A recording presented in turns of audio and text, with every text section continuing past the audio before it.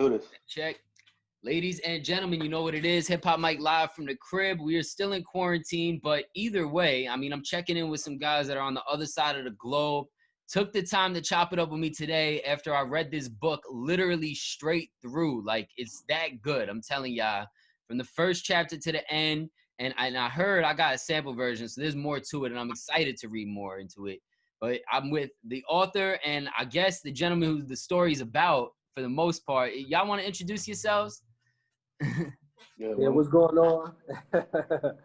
I'm Mutah Beale, formerly known as Napoleon, from the Tupac Outlaws. Yeah, Sulaiman Jenkins. Sulaiman Jenkins from Brooklyn, New York. I'm a professor of English, teaching out here in Saudi Arabia. All right, and the book is called Life is Raw. The story of an outlaw. Crazy. Reformed outlaw. Oh, the reformed outlaw. My fault. The story of a reformed outlaw. Listen, yes. I mean, the book from the very beginning is insane. I want to start out, I guess, with you, Sulaiman. How am I pronouncing the name? You're good. You can say Sulaiman, or you can just say Suli. You're good. Or you can call him Solomon. Sulaiman is Solomon in Arabic. I thought Suli work. Can I could call you Suli? That's good. That's good. That's how I was known in college back in the hood. That's good. All right. Suli. Listen, I treat these interviews like barbershop shit talks. So it's real organic. It's all good. It's all good. It's all good, man. So if I'm not mistaken, I feel like the very beginning, y'all talk a little bit about how y'all know each other. You talk about being from Brooklyn before it goes into one of the craziest stories I ever heard in my life. But for people who haven't read the book yet, how do y'all connect and where does the idea for this book really start? Well, you want to talk about that? Yeah, I'll do the intro, man. Basically, you know, I met Sulaiman, I think when I first moved to Saudi Arabia about 10 years ago, if I'm not mistaken. He's been living here longer than me for about 15, 16 years now. And a mutual friend, homie Kashif, introduced me to him. So we just always been close, always been cool, you know what I mean? And I put up a post over a year ago promoting my documentary. I released a documentary called Life of an Outlaw. And one of the comments was saying, man, you need to write a book about your life. And Sulaiman, he seen the comment and he hit me up and he was like, you know, people asking for a book, man. If you ever need that, you know, I'm a writer. So just holler at me. But I didn't really know his skills. You know, you know what I mean? I didn't really know, you know, his level and his skills and what he was coming with because he real quiet, he real humble. Not really quiet, but real relaxed. He a calm dude. And but on an academic level, mashallah, he's up here. You know what I mean? So I always run across people that say they can write. And you be like, okay, no problem. You know what I mean? So when I decided to give him a shot, like, okay, let me see what he worked with, it exceeded my expectations. You know what I mean? Like when it comes to biographies or autobiographies about rappers, they always want to portray how street they are. Even the language is similar to rap music. You know what I mean? Oh, just vulgar, just ghetto. But the way Sulaiman, when I seen the first, you know, the test, you know what I mean, the first sample, I was like, man, I was learning words. Like, man, mashallah, this is like I'm back at school. I'm learning words I never heard of. And the skills and the level that he done it, I was like, I'm all in, man. Let's make it happen. You know what I mean? What made you want to connect with Mutah, Suli? Because I know to write a book is no easy feat. To take the time to do that, what was it about him, the story, that really made you want to be invested and take the time to work on this project together? That's a great question, man. You know, as you said, you know, writing itself is not, it's a difficult task, man. It takes a lot of energy. You know, I've been fortunate to write a few articles before, you know, academic articles for like Oxford University and things like that. So, you know, writing is part of my forte. But writing a book like this is a bit different, you know, and what motivated me is because, you know, I grew up listening to the Outlaws. I grew up with Pac. I'm from BK. I had some crazy Puerto Rican homies. They all had the bald heads and the outlaw tattoo. I was literally 2 weeks away from getting an outlaw tattoo on my left arm. You know what I mean? So it was really, you know, I grew up with them, and they, you know, I didn't have my father around, so they really, you know, Pac, you know, and then especially because of their age, you know, I really, you know, identify with them. So fast forward, now we meet each other, we're boys, we're homies, and you know, the opportunity to tell his story that was just a tremendous opportunity, man. I couldn't pass that up. And also knowing that not only did his, writing his story, that presented opportunity for himself, but as you see in the book, it also presented an opportunity to talk about a whole bunch of other things, not just, Mutah's story, but, Black America, things that was going on at the time, Pac's life, Biggs, being from BK and things like that. So it was a tremendous opportunity, man. I couldn't pass it up. So I gotta bring them to like the very beginning of the story, and I love the fact that y'all are the ones that connected on this, because I gotta say, Mutah, the way that this comes across in the very beginning seems so relatable and just like organic. Like, a lot of stories that might start with something that's that extreme and that intense, it doesn't have that factor of like, I was sitting on my father's laps, my godfather. I mean, I don't want to give them the whole beginning of the book, but just the way that it was painted, it seemed like what was about to happen, like I would have never guessed, like, at all. And it gave me a real like idea of just, it made me feel like I was in the moment. Like, in the very beginning, when you're talking about sitting on your father's lap, and then it's just like, boom, this insanity breaks out. It goes from this calm place of like, all right, I'm about to hear about a childhood, to like, you go straight into adulthood. Why start the book with that? I mean, obviously that was the beginning of a lot of things for y'all, but why start with something that was just so intense? And I mean, maybe you could elaborate a little more on it. I think Sulaiman got to answer that. You know what I mean? Of course, the book is about my life, from the beginning to the stage I'm at now. But Sulaiman, you got to touch on why you chose, because I wanted to know the answer myself. Yeah, I mean, I think I wrote in the first chapter, I said, just like the opening, just like you read in the first chapter of this book, we want to introduce the first chapter of his life. And the first chapter of his life really started, that was a pivotal moment when, you expect things to, just like you expect to read the book, like you said, Mike, you expect to read the book, you expect everything to be normal, and then all of a sudden chaos hits. Same thing like him, you come into this world, you expect everything is gonna be okay, and then boom, just like that, your whole life has turned around. So I wanted to have that effect for the reader, to have the same thing that happened to this man's life in the very beginning of his experience. I wanted to replicate that for you as the reader. You know what I mean? And so, that was a change, and that was a critical time in his life. Yeah, for sure. I gotta ask you, Mutah, like, I know you mentioned Grandma Mary a lot, right? Yes. That mom's side, dad's side, like, what's the relation there? And even before, I mean, the beginning of the book where things go crazy, I mean, I know you guys were young, but what kind of family did you feel like, you were growing up in? Were they a lot like how Grandma Mary was, where it's very like pro school, or it sounds like maybe your father was involved in a little bit? What was kind of the foundation for this before this tragic event?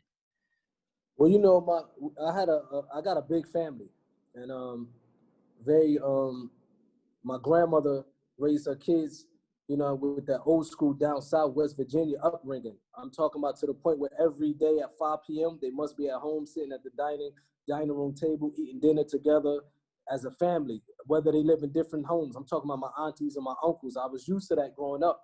So my grandmother was well respected in the neighborhood and the community. So when we moved with her, this is my father's mother.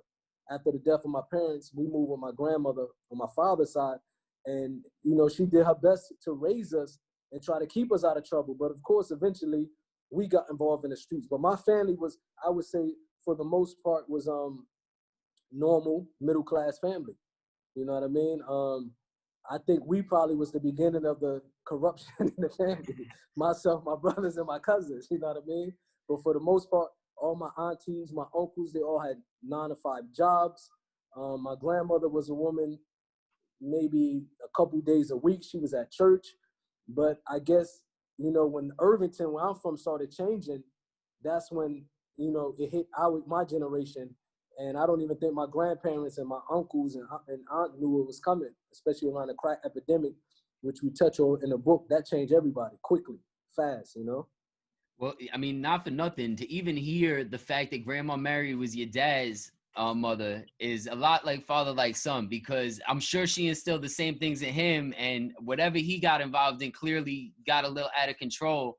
So for y'all to grow up and have that same influence become so good, but still involved in some of the street stuff, it seems like y'all was kind of following a little bit of the path of your pops, but you took a lot away from it so young, I guess, from your grandma, that you kind of tried to gravitate more to music than the streets, it sound like. Exactly. You know what I mean? I seen the outcome of what this was happening in the streets from a young age with all my friends, my homies, my brothers, my cousins. So I knew that life ain't gonna last too long. So I was like, man, I wanted to do something else, and that's when I started to write. And it was actually the drug dealers in my neighborhood, like Corey and Shala B.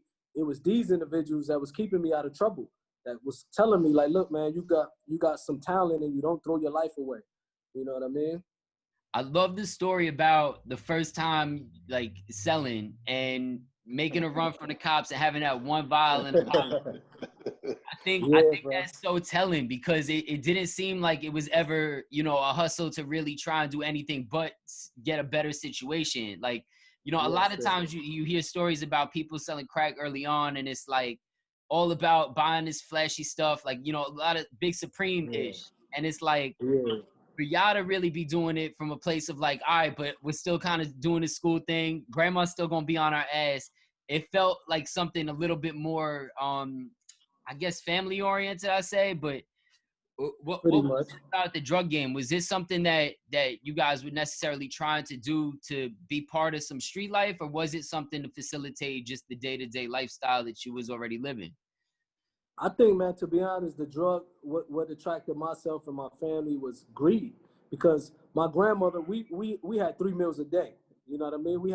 We used to have about 10 boxes of cereals at one time because it was so many of us. My grandfather worked, he drove trucks. So it wasn't like we were starving.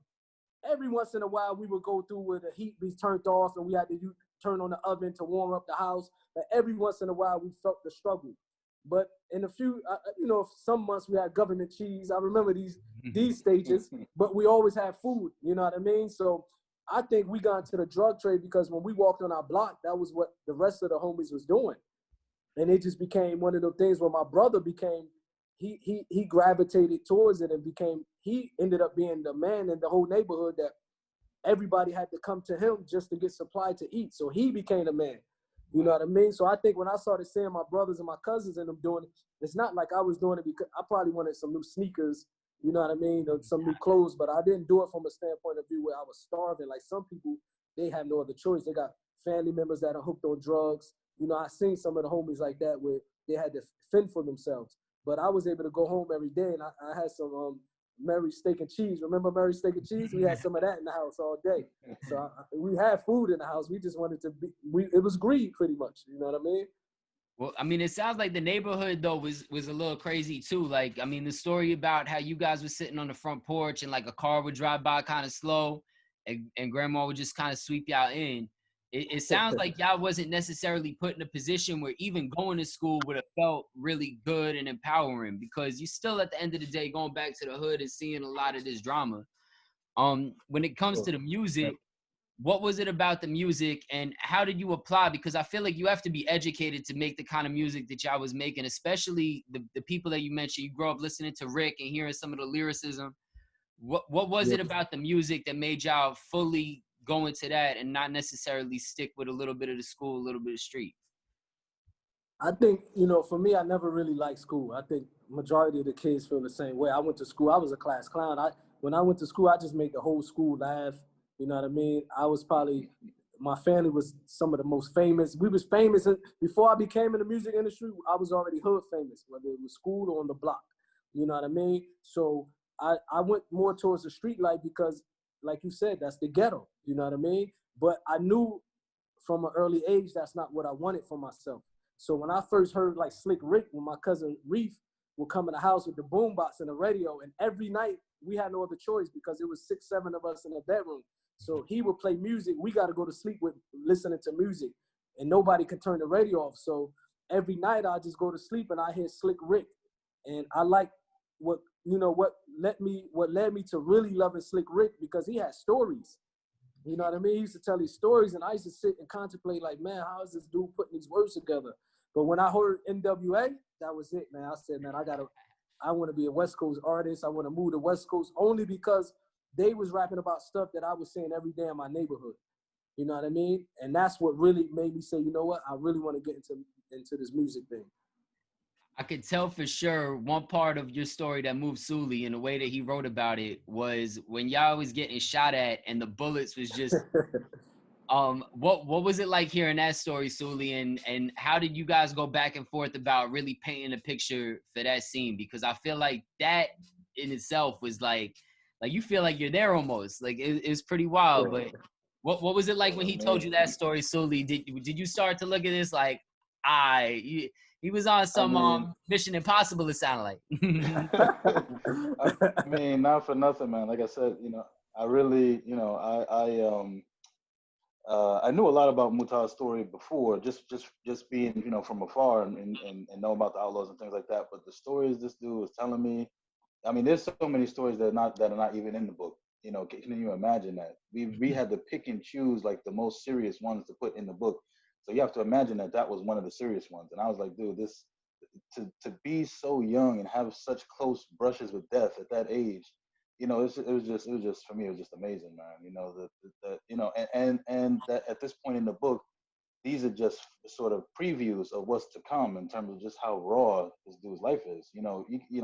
Imagine being at that age and you literally have bullets flying by your ear. And I remember when Mutah was telling me, man, it was like, and he's just like, he was cool. It's like that was just what was going on. It was just amazing, man. I can't say. I mean, I was surprised, but over time, I was like, nah, this is just how crazy this dude's life was, man. So it was just par for the course.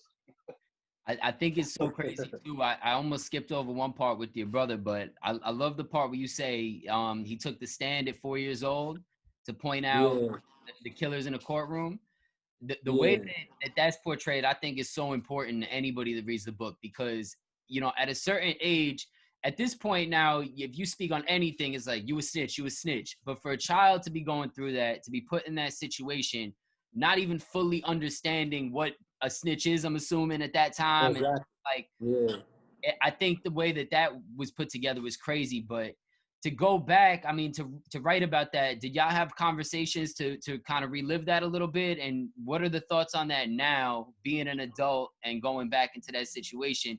Do you handle it the same way if this had happened at an older age maybe, or have you ever thought about anything like that? Well, knowing my brother now, and of course, if he was older, he won't get on the, he not snitching on nobody, you know what I mean? But at that particular time, he's 4 years old. He don't know he don't even know why his parents were just taken and murdered. You know what I mean? The grandma's taking him hand saying, baby, you must tell what you saw. He don't understand, you know what I mean? And I'm sure now my brother, his mentality would be like, no, I need to find these cats, you know what I mean? That's what I was assuming. yeah, definitely. I want to fast forward to when you went to the city for the first time to meet Pac. I think you said it was your cousin that brought y'all out there. My brother, I rode out there with my brother Siki. Yes. Okay. What was that like? And I mean, at this point, Pac, was he in New York a lot, or had he already been this kind of LA, icon? Because I feel like a lot of people don't speak about him, in his life in New York, let alone being involved with anything in Jersey, and the first time I've ever really heard somebody go in depth about it was in this book, was some of his life that was happening in New York and the people he was around. What was that like the first time you went to link up with him in the city, and like who was around at that time? Was it a lot of New York cats, or was it a lot of like LA people that had come in and traveled in? I think the first time I met Pac, he was with the members of the Outlaws. You know what I mean? He was with, before it was the Outlaws, of course. It was with Idi Amin, Gaddafi, Castro. He was just in Big Stretch. Back then he used to roll a lot with Big Stretch from Queens. And Pac spent a lot of time in New York. He did a lot of recording in New York, and also he was working on a movie out there. So he loved New York. That's one thing that the people, they forget about Pac, that he's born in Harlem, if I'm not mistaken, or he's from New York originally. He loved New York, and he always went back and forth, even when he was living in Oakland. But as soon as he got into the music industry and he got the opportunity to travel, the first place he went to record songs was New York, in the studios there. You know what I mean? So when I went there, he was surrounded by mainly family members only. Okay. See, I thought that was so wild because I've heard so many stories of him being from New York, but it's like when you think of Pac, you think of him no shirt on the West Coast, palm trees. You don't think like Yeah. hanging out in the city with some dude from Queens. Like, you know what I mean? It just, I think that really sat with me because it gave a bigger picture of everything. Especially fast forward, you know, the stories about Big, and I love the way that you captured a lot of that, Sully. When it comes to Pac and Big, being somebody that's from, you know, East Coast, grew up in Jersey, what were your thoughts on them as individuals? Because I feel like, you know, the idea that I get from a dude that's from Brooklyn is getting into hip hop versus a dude that's from New York but kind of went out to Cali, which with respect to New York, you know, I'm from New York, I grew up in Brooklyn, but Cali I feel like is just the Wild West. There's a lot more gunslinging, there's a lot more wildness. You know, you look at them as very different people, but it seems like they were very alike. Did you take that from like both of them in that time period? Were they a lot alike, or were there differences that kind of came with Pac making that transition and breaking more as a musician on the West Coast versus Big being on the East Coast? I think, you know, Pac, he really wanted to bridge that he really wanted to be that connection. He said it many times, you know what I mean? And Pac would tell you the reason why he really started representing the West Coast because he said he got his game. He became a young man in Oakland. You know what I mean? When he was 13, 14 years old or 15 years old, he moved to Oakland. And them years right there is very important. It shaped your life. It pretty much molded him into what he became later because when you're 14, 15 years old, now you're really on the block. And now you're becoming a young adult. So he was living that Bay Area lifestyle. He started selling drugs when he was in the Bay Area. He got into, you know what I mean? He got into some of the worst things he ever witnessed in his life was in the Bay Area. He was homeless at one particular time in the Bay Area. And he started hanging around older people who was giving him game. So, but Pac never turned his back on his New York roots. He always let it be known. Even when he was in the Bay Area, his name was MC New York. So he had a rap group. His partner was Ray Love, who was from the Bay Area. But Pac was like, yeah, I'm originally from New York. But even though his style was Bay Area, he still was, you know, talking Bay Area slang. So he was really trying to be the first one to bridge that gap between the New York from the East Coast and the West Coast. You know what I mean? And Pac just loved raw dudes. And that's what got him in trouble a lot because he was just infatuated. He was just inclined towards street gangsters, whether they from New York or from, you know what I mean? Or like he was hanging around Haitian Jack from Brooklyn. Then he go to LA, and when he was in Oakland, he was hanging around some crazy jokers in Oakland. Then LA, he was just into that type of stuff. You know what I mean? I mean, I definitely got that from the story of when y'all first met, and you kind of talked a little bit about your background. Your brother spoke on his background and where y'all was coming from.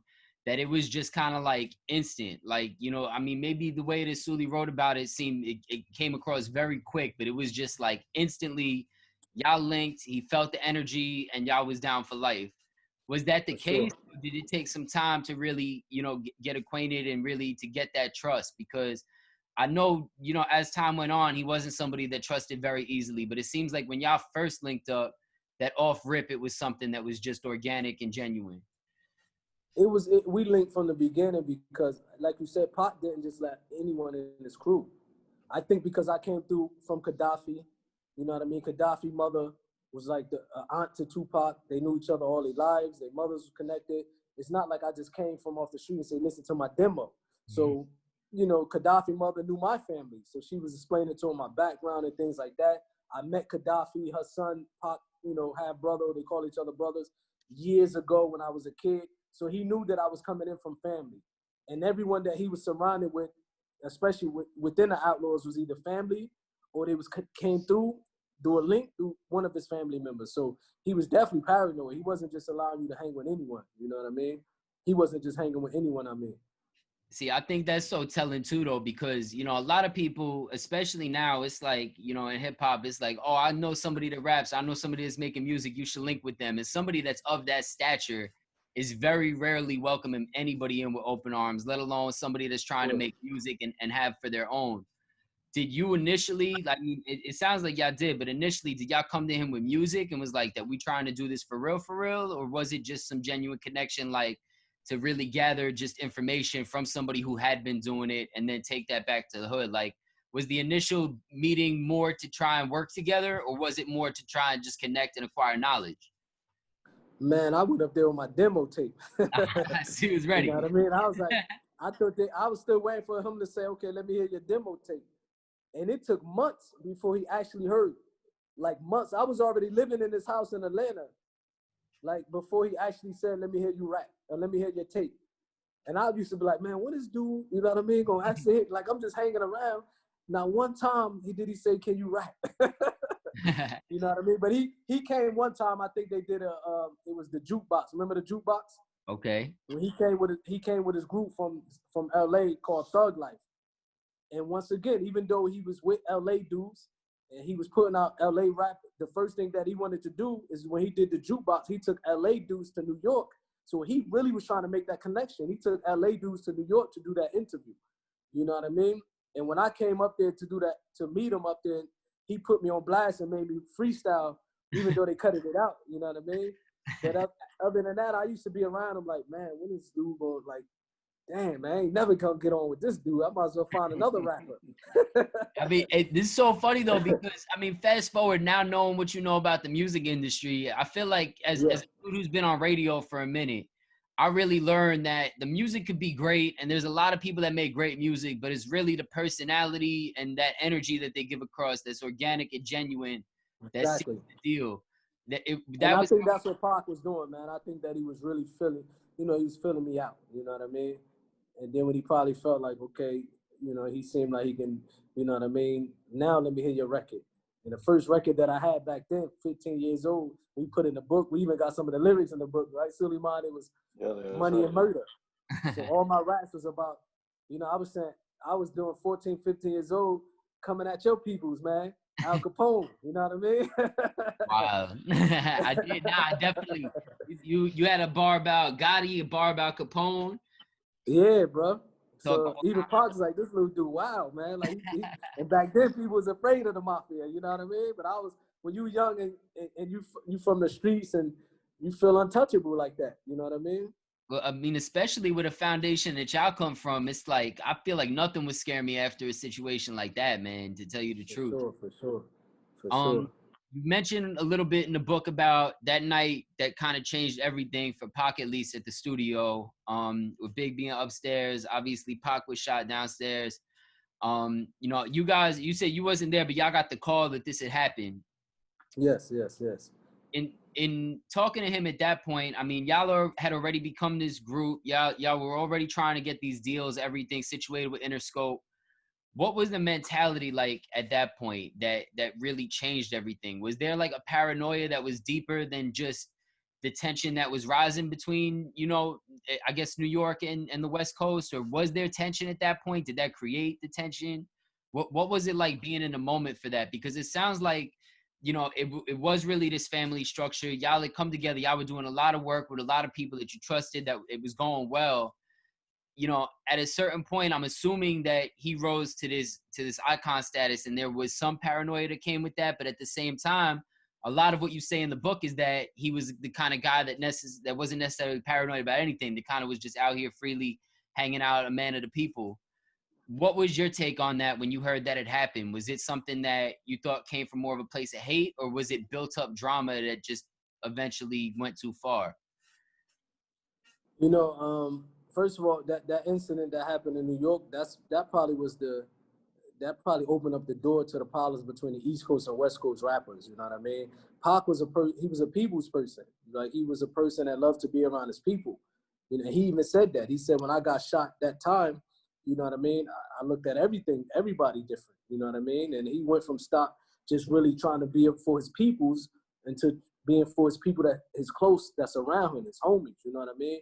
So, and Pac has a personality, man. It's almost like a Malcolm X, where you either gonna love him, and if you hate him, you hating him because of you don't want this individual to be an influence on, the people in the communities, because he had that influence where that his music was revolutionary music, pretty much. You know what I mean? His music was telling people, about the pitfalls of the neighborhood and selling drugs.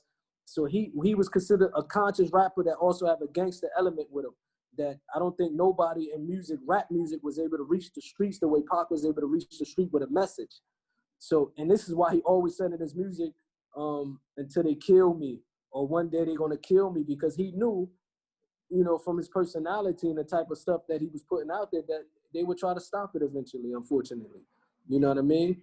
You know, with the book, one of the things that helped, because there was a lot of stuff in the book that we spoke about. Sulaiman did an amazing job, but he used to ask me questions, and in the back of my head, I used to be like, why is he asking these questions? Until I start reading the book, I'm like, wow, this dude did a little genius move on me.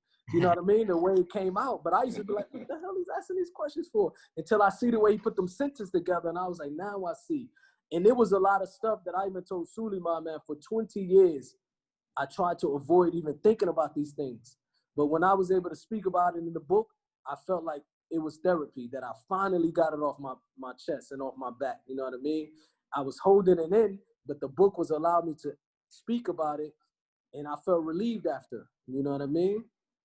Yeah, nah, I think that in the book especially, you get such a different perspective of everything, because For there's sure. a lot of things that I think, yeah, it sounded like y'all saw eye to eye on, and it's a lot of stuff he didn't get the chance, unfortunately, to speak on. Like, especially, you know, when that turning point happens at Quad, where, you know, he goes from being this person that's a man of the people, trusts people around him, to now being skeptical of every little thing.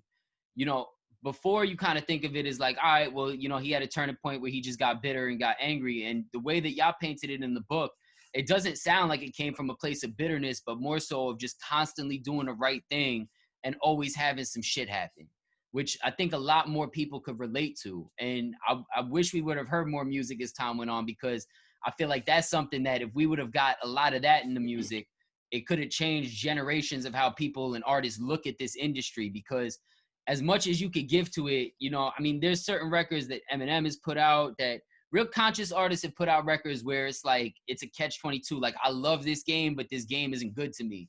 And I feel like the way that y'all painted that picture in the book is just more in depth and more in tune than anything I've ever heard of any coverage of Tupac. I'm gonna upgrade. I gotta start this again because we running a little low on time. No problem. But my fault. Let me. Yeah, I wanted to mention something about that. Okay.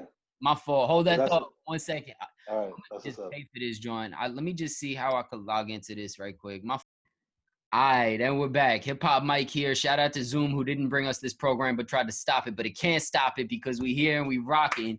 Live from Saudi Arabia. Y'all already know. I got my man Suli is here. Mutah is here.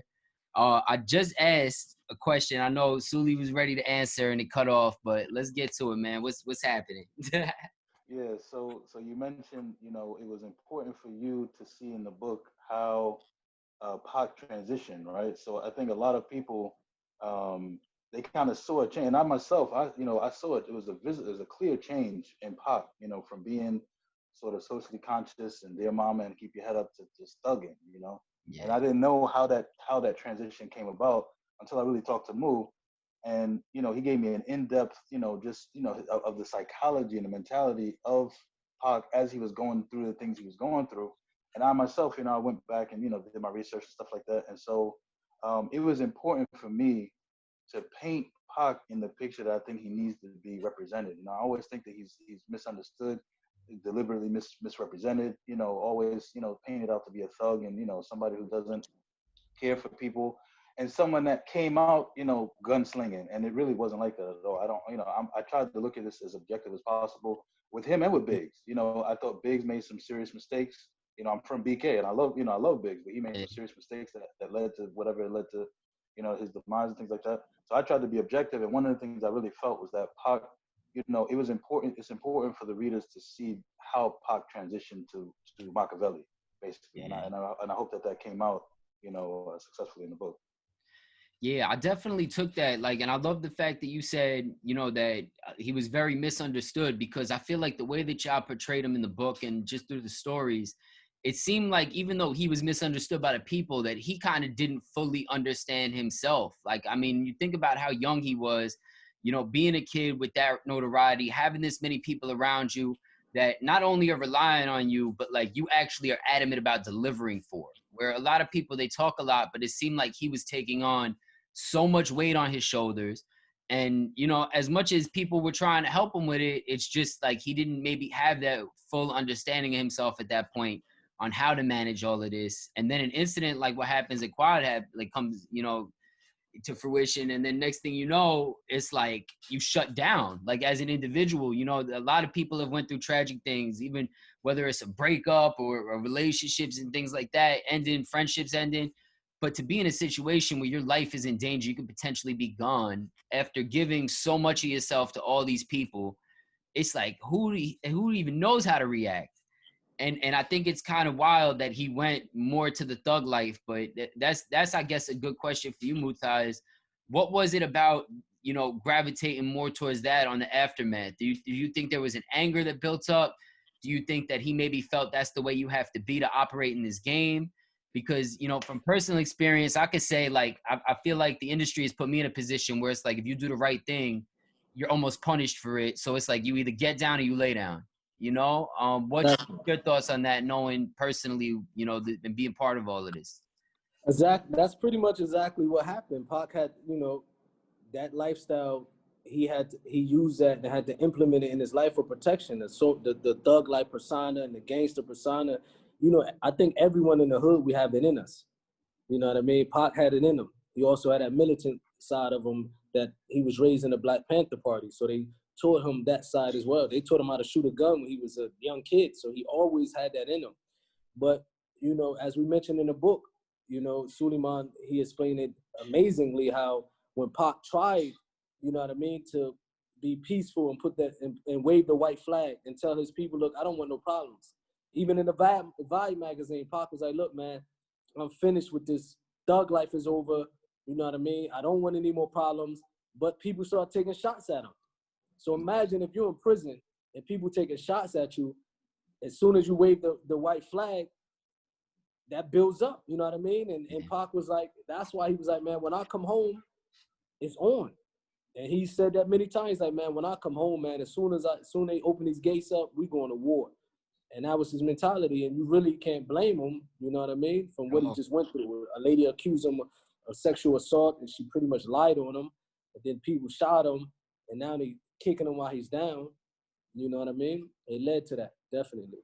Yeah, I can see it, man. I never seen somebody painted as well as it was painted in the book, but it's like the chain of events that went to that point, it really seems like it was a light switch that went off. Because, I mean, even fast forward, the interaction that y'all have following that, after he comes out of the hospital and you go link him at the hotel and all that, I don't know if it was you or if your brother or both of y'all had went, but the fact that he answered the door, he had a gun in his hand, it sounds like there's a whole different person than there was, a year earlier. For sure. Well, Pac always had a gun. I ain't gonna lie. He always said, from the first time I met him, I used to say, man, this dude is fascinated with guns. Like, when I went to his house in Atlanta before he got shot, this dude had MAC-10s, AK-47, Glocks. He loved guns because he was raised that way in the Black Panther Party. I remember we was going out in Atlanta, and he had like 2 Glocks. And he came back in the car at one time. He went at the gas station. He walked in the store. He had 2 Glocks. The handles were showing.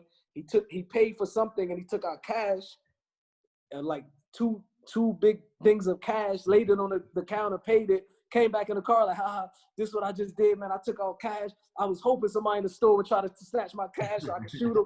Pac always had that in him. Oh, man. He always had that side in him. You know what I mean? It's I so guess wild. It just became more aggressive for him. Yeah, but I mean, the way you describe that, it sounds like, he went from being a collector to actually feeling like he needed to be in a situation he potentially have to use him, Yes.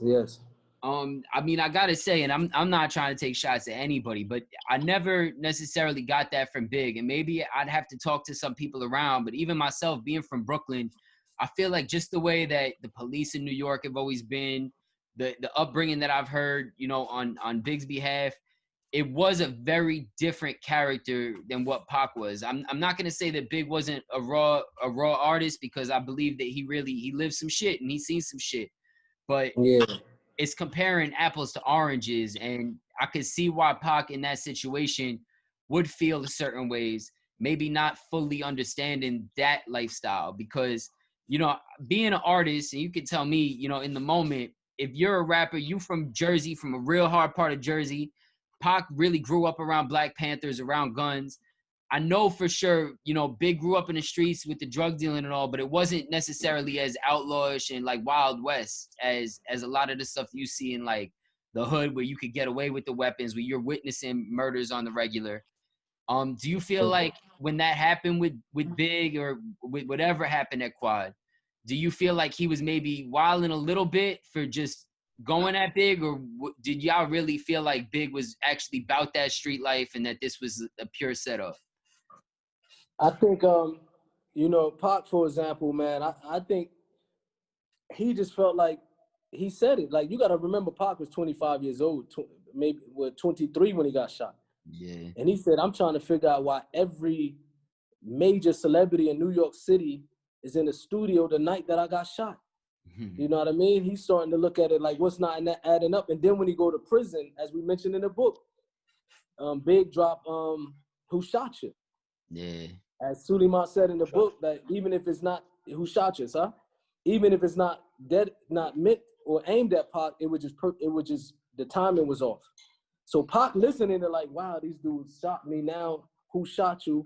That's why he started taking shots at Biggie, because he looking at it like, man, it's, you know, he also from New York, so it's known that New York rappers, you know, most of the time has subliminal messages. They take subliminal shots at other artists.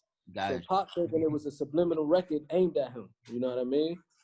I mean, fast forward, you know, having grown and seeing how things have formulated with Bad Boy, what happened with Big, where Puff is at, do you feel like in that moment it could have been a misunderstanding, or do you feel like it was really some street-ish? Because I say that's the only time I feel like I could be slightly critical of Pac at all, is thinking, you know what, fast forward, Puff could have pulled some crazy marketing move to drop Who Shot You when he did. I don't know if Big being in the studio, if they was really about that, like killing people-ish. Like, I mean, how do you feel about it 20 plus years later, you know? Looking back at it now, I think it was a big misunderstanding. You know what I mean? I really do think that. And even Pac, he said it before he passed away, like, I don't really want nothing bad to happen to Biggie. You know what I mean? So even like the whole situation with Haitian Jack, like Pac was coming at Haitian Jack and come to find out that Haitian Jack really didn't have anything to do with it. You know what I mean? And one of Jimmy Henchman, homeboy, said, I'm the one who did it. You know what I mean? So I think if Pac would have lived longer enough, he probably would have been able to put these pieces together and be like, you know what? Maybe I was hasty with certain things. But it's hard for you to really sit back when you feel like people coming at you and your life is on the line. It's hard to really sit back and really try to, because life coming at him fast. You know what I mean? He's 23 years old. He's also one of the biggest artists on the planet at that particular time. So I think if Pac would have lived longer, he probably would have realized that it wasn't Biggie who tried to set him up. You know what I mean? And they probably would have worked it out. You never know. It sounds like, too, as far as like people who were conscious around Pac versus people who were about that street life that were around him. I see it a lot with artists today where it's like, you know, they have entourages and maybe one friend is like a really smart kid, is kind of like the day-to-day manager, but like the majority of people are kind of hanging out. And I don't know if they ever get that mentality to understand what that industry is. And I love the way, again, it was painted in the book, Sully, when y'all describe going to Beverly Hills, seeing a different side of life, seeing how these labels kind of will send somebody out. I feel like that's not something that everybody understands. I mean, for y'all to feel a little out of place and come from an upbringing where, you know, Grandma Mary put y'all on to school, had y'all involved in stuff that wasn't necessarily just straight street life. A lot of people, they don't even have that. They just straight street life. And then you put them in LA and they acting like it's Newark, you know what I mean? Or urban. But what were your thoughts on that? Like, as far as the people around, do you feel like there were conscious people around? Because it sounds like it was very slim and it was more you and your brother that kind of had that well-roundedness that helped keep them centered. With Pac, man, you know, the conscious people would be the one, like Pac moms would be the one, like, baby, you better get him. You know what I mean? And she's the most conscious. Like, Pac used to sit and smoke weed with his mom and talk about, look, Mom, listen to this record I just dissed Biggie. Wallah. I could have got it. And he'd be like, Mom, check this out. You know what I mean? So, believe it or not, like his mom, Pac got a lot of that fiery side from his mother. His mother was a soldier. You know what I mean? And she looked at it like, these jokers trying to kill my baby. You got to do what you got to do. So the conscious people was on his side saying, no, you got to strike back. So he didn't really have he didn't really have, even at a young age, to be 20-something years old, even the older people around him, Pac was still their leader. And I remember Big Sight, before he passed away, did an interview when he was like, man, one of the reasons we feel we lost Pac is because the older generations, like us from LA, like these is big homies, they said, but he was the one we was allowed to lead everything. He was our leader, even though we his big homies. So he wasn't listening to nobody, you know what I mean? And him and Suge, that personality, their personalities was almost the same. You know, like Pac needed somebody to say, look, man, you know what I mean? You to start a label, let's just chill. But Suge, when Pac came, even Suge got a little more wild. You know what I mean? Because Pac was like, come on, let's do this. You know what I mean? So it was just a crazy combination, explosive combo. Yeah, that chemistry just seemed very crazy. It seemed like toxic but empowering at the same time, which is very rare. Yeah, it was crazy, man. To witness and look back at it now, like, wow, we was around a bunch of crazy dudes. I mean, being older now, being more mature. I mean, the book really cuts off, for me at least. I guess I didn't get the full version, but it cuts off where y'all do this deal. Pac was a man of his word. It doesn't even get to the part where he passes, so I haven't heard y'all speak on that much, and I think we leave some of these gems for people to actually read the book, because anybody that's watching this, when you read the book, the details that they go into about all of these stories is just incredible. Like, you could visualize every bit of it.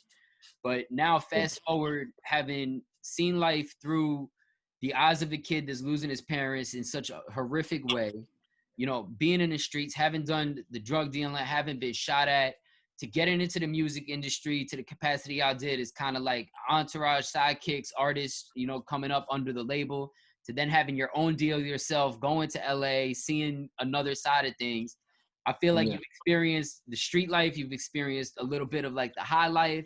You know, where do you make sense of all of this now? And how do you find that balance to bring it to the book in the way that y'all did? Because, I mean, obviously, this is a question for you too, Sully, but it seems like the way that the book came across, and we said this in the very beginning of the interview, it wasn't necessarily, I didn't feel like I was reading a street guy's story. I felt like I was writing like an enlightened guy's story. And I love the way that you said a reformed outlaw. Where does this come full circle for you? At what point? Is it during this deal when you go out to LA and you're living kind of this high life? Do you kind of wake up to everything? Is it losing Pac? Is it even later than that? Definitely, I want Sulaiman to touch up on it too. But I would say that life didn't start making sense to me, the deaths, the tragedies, until I accepted the religion of Islam, until I realized that everything happened for a reason. And if it happened to me, it was written for me. But I would have never expected that to be able to put it in a book and explain it the way Sulaiman explained it. You know what I mean? I would have never been able to take a pen and say, you know what, let me just break down my life the way he did it. So even when I read the book, like I said, it was therapy for me. So I said to myself, if I feel this way, I'm sure other people who went through something similar to what I went through, who even went through something worse, or even if they haven't, they'll be able to feel like this is what people go through in this area, in this ghetto. So Sulaiman, touch on that, bro. Yeah, I mean, you know, yeah. If you've only read the first half, man, honestly, there's a whole bunch coming, man. You know, I for can't me, wait. as an author writing it, you know, for me, it seems like there's just rereading it is just the escalation, you know. And for me, it picks up really from chapter 5 onwards, and so you're just getting into it, man. And to answer your question, I think once you see, you know, uh, the monumental, the serious events that happen in this man's life, and how things just sort of take a dive. You know, he's at the high. By the time you finish, he's at the high level, and then all of a sudden, you know, with the you know, his grandma's passes, and then it's just a cascade of just tremendous traumatic events, man. And by that time, you'll see exactly how the depths that this man, you know, goes to. You know, he was so high, now all of a sudden he's so low, and what effect that had on his mentality, on his, you know, his spiritually, his you know, just his demeanor, how he carried himself, and then you see, you know, how powerful it was to sort of have this sort of spiritual awakening to sort of pull him out of that, because it really seemed like nothing else was going to. So if we could have like a second, Yeah, we're gonna a need part second 2. interview to sort of see your, Definitely. you know what I mean? Because you really, if you that involved with just the first half, wait till you get to the second half. Yeah, I feel like Wait this till you get guy to the second Diesel's a promo machine because it's like to give me only half the book. It's like it leaves me wanting to read more, and I already read half the Right. book. It's You like I'm have to, supposed man. You Yeah. had to. And when we was doing the audio what's book, up. for example, I remember we was doing the audio book, and I got to the part where, like, the chapter about Pac. You got to understand, for 20 years, purposely, I avoided, whenever I read an article about the death of Pac, I never read in detail. I never read about what happened in the hospital, how many surgeries. I skipped that my whole 20 years of my past life. The 20 years of that, I said, I didn't want to imagine someone who was close to me going through these things, so I just ignored it. I said he died, he got shot, that's it. End. But when we was reading a book, an audio book, and I got to that part, it caught me by surprise. Because I didn't even expect, because there's so many references that Sulaiman, brought to the table of the book. I forgot how many references. How many There's 150 sources and about 260 reference points. Yeah. reference points? So very well researched, man. Very thorough. bro, so when I got to the part of when Pac was in the hospital, the surgeries, what he was going through, I said to Sulaiman, I was like, you know what, man, let's just finish the audio book today. Let's come back tomorrow, because it was an emotional roller coaster. Yeah. So I know if I feel this way from the way he written it, the style of the way he written, I know, God willing, it's going to touch a lot of people, a lot of Pac fans who probably went through similar things that I went through. It's like, you know what, I don't even want to read about my favorite artist going through what he went through, but in the book, they're going to have to accept it, and it breaks it down in a way where it was touching, bro. I was about to cry. I was like, man, I got a little emotional. You feel man. it, Let me bro. get the hell out of here. To only have the first half and to feel how I do, because I feel like just the first half is a whole book within itself. Like, it's real wild, Suli, how you went about it. And I'm curious to some of the questions that you might have asked to get some of the more story in the background to consolidate it, because I really can't think of another body of work that covers the person that Pac was and the times, like just the experience of being around at that point in time, whether it's from the entertainment perspective, the street perspective. I just feel like it touches on so many places, and it's very rare that you're able to visualize a lot of things, especially with somebody who's as polarizing as Pac, because I mean, you said it yourself with the stories. It's hard to read news articles when you're actually there. You see a lot of drama. You see where things maybe are hyped up, where things aren't mentioned, and to be so close to it, not even just as like a fan, but as like a brother of the man, is just incredible, because people don't know about the surgeries, man. Like I haven't even read to that part yet, but just to hear about how he handled himself at hotel rooms, in settings of just being around friends, in settings of being around, industry people, and still wanting people from the street to be around. There's just so many different layers that nobody ever has touched on, that I've heard of at least, that really give you a big picture of who the man was. And in this time and age where, so many artists are characters, this dude could have easily been some character, and it seems like every little bit of it makes sense and adds up, which I think is crazy. I gotta ask, man. Even though, don't spoil the book for me. Where were you when you got the news about what had happened in Vegas and the whole situation? Because I need to read about going to the hospital and all that. But I'm sure that at that point, not a lot of people were even welcome to be at the hospital. Sure. Yeah, we ain't gonna give too much away, man, because we want you to read it. So I'm definitely gonna read it. Don't give it all away, but definitely. But I was at his house in Calabasas when I got the call. We also speak about this in the book. When Pac first fought the guy Orlando Anderson, the first person that he told to call, and we got this from Young Noble point of view as well in the book. But the rest of the Outlaws was telling me, as soon as he got in the elevator, he was like, "Man, call Moo." That's my nickname that they used to call me. Call Moo and tell him I just knocked this dude out. So when he called the house, I wasn't there. You know what I mean? Or I was there. I forget. The book tell you if I was there or not. But I forget. You know what I mean? But so I was at his house. So when we got the call that he had a fight, and then get a call a few hours later that he got shot, it was crazy. You know what I mean? Because you're like, wow, is it from the person that he fought? And you start thinking like, but at the end of the day, I say he's going to make it again. He got shot 5 times in New York. He's a soldier, and I thought he was gonna make it again. All of us, you know what I mean? We all did. Yeah. Well, it's wild, man. I can't wait to read the rest of the book, and I'm gonna definitely have more Yeah. questions. We could get a part 2 in at some point because And I we really have think to. it's incredible, man. The story is amazing, and you know, just the way that it's portrayed. Again, it's like so many people have these entourages around that I don't think they really analyze things the way that you were able to analyze it. And then Suli, the way that you was able to pull these stories at a Mutah and really be able to get to the meat of it, you know, and have the references to back it up. Like all of this being brought together into a book, I think is incredible. And I really appreciate getting that copy of it. But I'm excited to read the rest for real. Appreciate it, man. Definitely, bro. You know, part of, if I could say one thing, you know, before if we're wrapping up, you know, one of the things that was important for me before I even sat down to read it was, you know, who are the people that's going to read this book, and who can I envision are going to have this book between their hands. And I know obviously that Mutah, you know, he's obviously a well-known hip hop artist.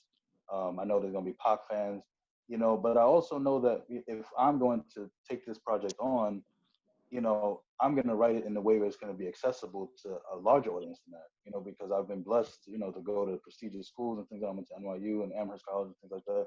So, you know, the academic tools I have, I want this to be the first opportunity to bring a street hood, you know, story that can be taught in college. You know what I'm saying? Wow. Like I want professors to be able to look at this man's life, analyze it, and you can analyze, you know, young black males, you know, psyche. You can analyze police brutality because we have police brutality stories in there. You can analyze the prison reform system, you know, criminal justice and things like that. You can analyze mental illness. You know what I mean? So there's a whole bunch of different, you know, layers, like you said, of the book, and then also just your general hip hop history. You know, history. You know, we mentioned Malcolm X. We mentioned some other important black Yeah, the figures and things Rodney like that. King. I saw there was a lot of references in there. Yeah, you know what I mean. So I wanted to also be, you know, just a place where people can find out what was going on in the '90s. If you weren't from the '90s, at least you would know, because you know I was born in that was, you know, that was our time, you know. But some people, some of these young guys who have no idea about what life was like at that time, I wanted it to be crystal clear what was going on. Jordan winning the, you know, the finals. Jordan leaving, you know, playing baseball and then coming back. All those little small things, man. That it really, you know, in order to understand Mutah's story, I wanted to paint as broad a picture as possible, so that, as you know, anybody can relate to it and anybody can enjoy the ride, even if you don't necessarily identify with Pac, or you don't like whatever. You just enjoy the ride, you know what I mean, and hopefully you get, you know, some benefit from it. Well, I mean, I think you just said it perfectly because, you know, if you don't, you know, relate to Pac in one way, there's got to be another. It's like I can't think of a lot of figures that, you know, some people have one thing that's like a trial and tribulation for them, but it sounds like there was multiple, from just like the mental health standpoint to, you know, the street standpoint to having the success. Just across the board, there's so many ways that I could see academics analyzing it, and just people being able to relate that aren't academics, whether it's to just the insecurities or, you know, the music standpoint. There's just so many different flavors of things to learn from there. I gotta ask y'all, which is unrelated to the book, but I'm very curious. How did y'all end up in Saudi Arabia now? And was it just ironic that y'all ended up there together? Like, did one of y'all move out there? The other one was like, I'm gonna move out there too. Like, how does that even happen? Because I mean, to be from Brooklyn and Jersey and Saudi Arabia is a whole nother thing. Yeah, a lot of people don't know, man. There's a big American community here. Sulaiman was here already before I got here. Okay. A dude from Ohio introduced me to him. I just left a coffee shop with a brother from East Los Angeles, a Mexican brother. And then we got brothers from Compton here, Bloods, ex-Bloods, Crips, like Italian. I met an Italian Muslim brother that came into my coffee shop 2 weeks, man. We got everybody here. I love it. Everybody here talks about going to Toronto. It sounds like Saudi Arabia is where it's at. Where's that, bro? Come get it popping with halal coffee. Hey, that sounds lit. No doubt. I came out here to teach. I came out here to teach English. You know, I was set up to work on Wall Street, but I kind of just left that lifestyle, and I said, you know, I became religious, or, you know, spiritual when I was around 20, and I wanted to come to Mecca and Medina, which is the holy places here. And one of the ways that would allow me was to teach English. So I came here to teach English. And then, like you said, we just met through a mutual friend, man. It And was it was fate, man. on. It was. For Yeah, sure. once that was like, You yeah. found the perfect person to tell the story, Mutah, for real. Nah, bro. I like I said, I didn't really expect it. You know what I mean? Because I didn't know nobody would be able to tell a story like he said, that anyone can read it, no matter their background, their level of education. You know what I mean? Their gender, their race, their religion. It doesn't matter. They'll be able to relate because it's something in the book. It's something for everyone. So when I first read, I was like, damn, bro, we on to something. You know what I mean? I was like, bro, I thought it was going to be like these other books. Yeah, son, you know. So when I turned the corner, son, the gun was out. But when I started reading it, I'm like, whoa, bro. Nah, it's no joke, man. I was For like, real. yeah, man, he ain't no joke with the pen. Whose idea was it to say reformed outlaw? Not, I not feel for like nothing. it's perfect. That's the perfect title. Sulaiman, bro. Even the whole title, with the backward R, that look life is raw, but it also, if you look at it quickly, it shows life is war. Like, you know what I mean? Sulaiman came up with that. So from the beginning, I was like, man, this dude is, man, he would have been an Outlaw member with the pen, bro, if he was around back then. He was slick with it. What you was about to say, Sulaiman? Yeah, I was gonna say, yeah. I mean, in terms of you mentioned the language and stuff like that. I don't, obviously you picked up on it, Mike. Mutah's voice is in there. You know what I mean? So it was Yeah. important for me to not just be purely academic and paint. It was important for me for people to hear his voice, hear him talk as real as like we talking. But at the same time, it's like that element is important. But then now let's sort of zoom out and now sort of see, okay, how does this fit into a greater narrative? You know what I mean? So I think we're very successful in doing that. And I don't know if that's ever been done.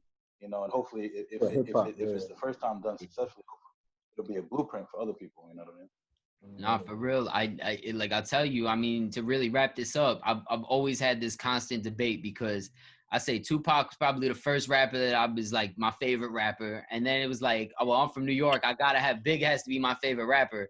And after hearing this whole story, I mean, Big better have a friend that could write as good as you could write, Sully. Good. I'm telling you, man, it's like it pulled me back to just being a fan of Pac. Like even this morning after I read the book, I went to the gym and I just listened through some of the catalog, and you get a completely different experience listening from the perspective after reading the book than you do just listening up front and taking it at face value. Like it's really, you see so much more of the human as opposed to the artist or the entertainer that he was.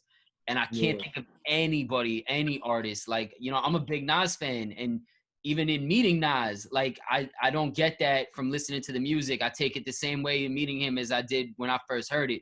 But with Pac, having never met him and just hearing the story through your eyes and, how everything kind of played out, the different experiences, you listen back to some of this music, man, and you're like, wow, like this was really some special-ish. Pac was special, man. He was ahead of the game, man. But big shout out to Nas, because while we was doing this Zoom interview, he just sent us a quote for the book. You know what I mean? We spoke a month or two ago, and we was telling him we doing a book, shoot us a quote, and today he just sent it over. Actually, while we was doing a Zoom interview.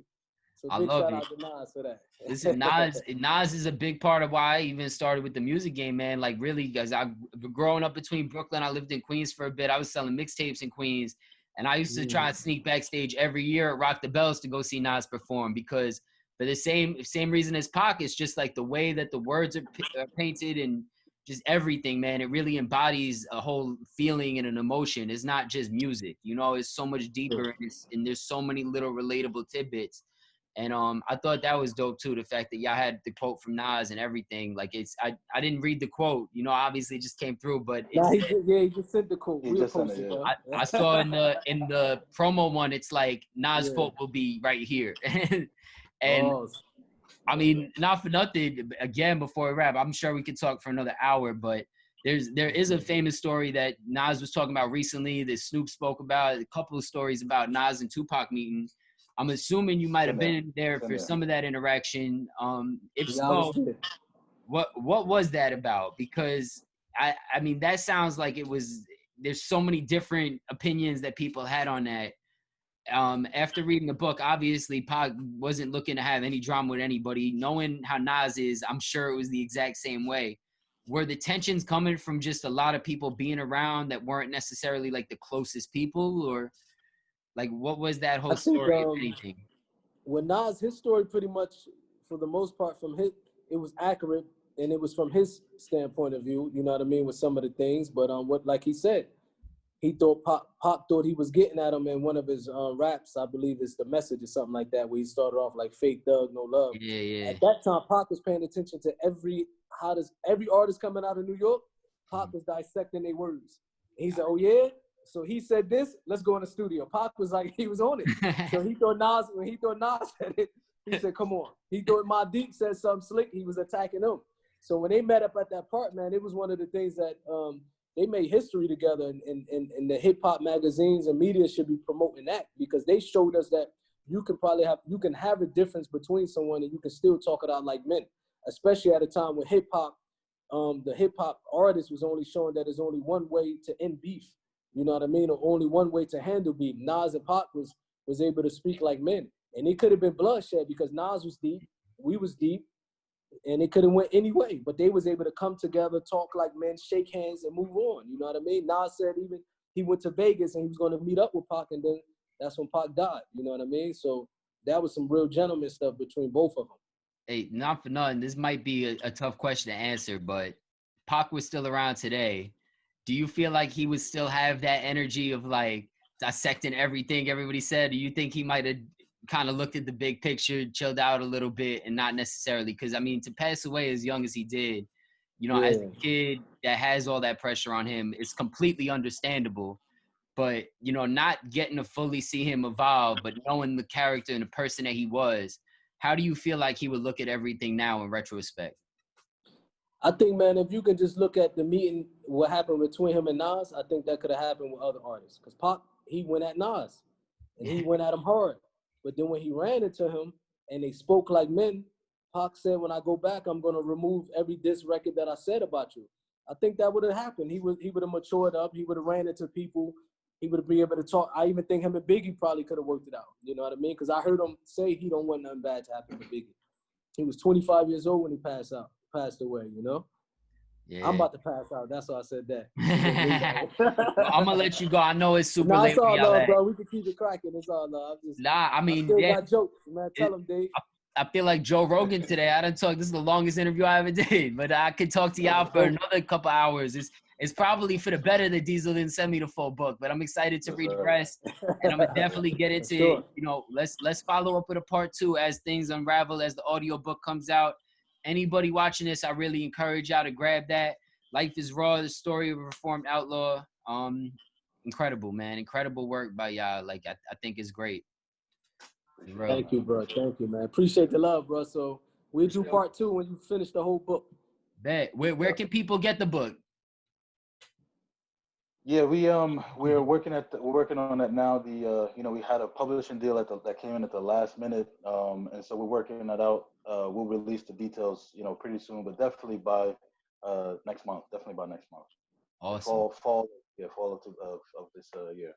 Perfect time. It'll be available on all platforms. Print, ebook, and an audiobook. So keep your eyes open. All right. Well, I'm looking forward to it. I know y'all should be too. Thank you so much for everything. I really appreciate your time today, guys. Thank you, bro. Appreciate your time, man. I appreciate you. Much bro. love. Thank you. Appreciate Much it, love. Dave. Yeah, we'll talk.